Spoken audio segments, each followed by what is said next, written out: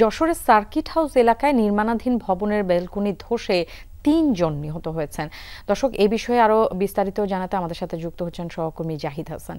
জাহিদ, একটু জানতে চাই দুর্ঘটনাটি কিভাবে ঘটলো, কেউ আহত আছে কিনা, বিস্তারিত একটু আমাদেরকে জানাবেন।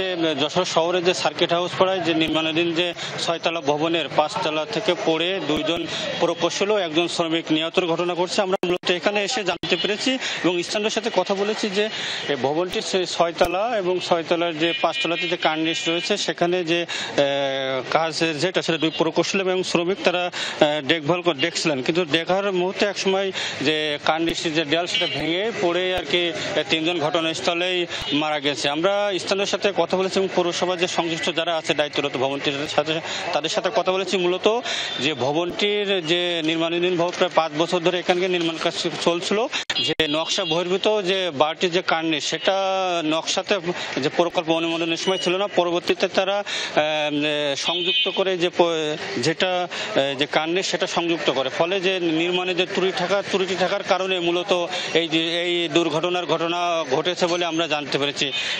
আসলে খুব মর্মান্তিক ঘটনা এবং খুবই মানুষের ভিতরে নাড়া দিয়েছে যে ঘটনাস্থলে যে ৩ জন মারা যাওয়ার কারণে এখানে এই ঘটনায় পৌরসভা কর্তৃপক্ষ বিল্ডিং এর যারা বিল্ডিং ফর ফিউচার যে যারা নির্মাণাধীন যেসব প্রতিষ্ঠান আছে তারা একটি তদন্ত কমিটিও করেছে বলে আমরা জানতে পেরেছি।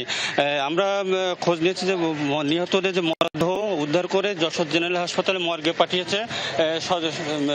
বিকালে ময়নাতদন্ত শেষে স্বজনদের হাতে হস্তান্তর করা হবে বলে আমরা জানতে পেরেছি। ন্যান্সি। জাহিদ, আপনাকে ধন্যবাদ।